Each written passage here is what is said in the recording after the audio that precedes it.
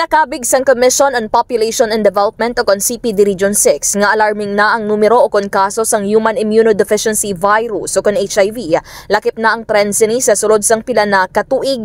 Suno kay CPD Region 6 Director Harold Alfred Marcial, manumbu ini kon ipaanggid sa iban pa nga mga rehiyon sa pungsod apang kinanglanon pa sang interventions kag iban pa nga programa agud mahagan-hagan ang kaso sa mga magpositibo diri. Amo man ang magpalapit sa testing centers.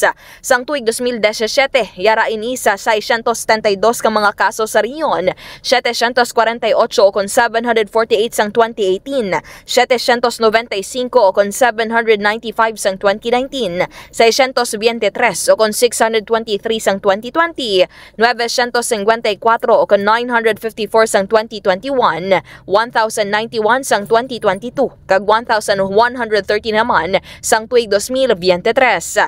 Kung pahat-pahato naman kada probinsya ang numero sang HIV cases sumalin sang 1986 tubtob 2023. Ang yara sa 587 ang narecord sa Aklan, 447 sa Antique, 712 sa Capiz, 147 sa Guimaras, 1,767 sa Iloilo Province, 1,458 sa Negros Occidental, 1,075 sa Bacolod City. Sa Kabugusan, yara sa 7,603 tanan ang HIV cases sa nasambit nga period sa Western Visayas. Yari ang kabahin sang pahayag ni Regional Director Harold Alfred Marcial. Now, it seems very low gamay compared sa iba ng mga regions natin. We have worse performing regions gila. And pero ang namit tani ko ma-zero out ni naton. Now, it's alarming.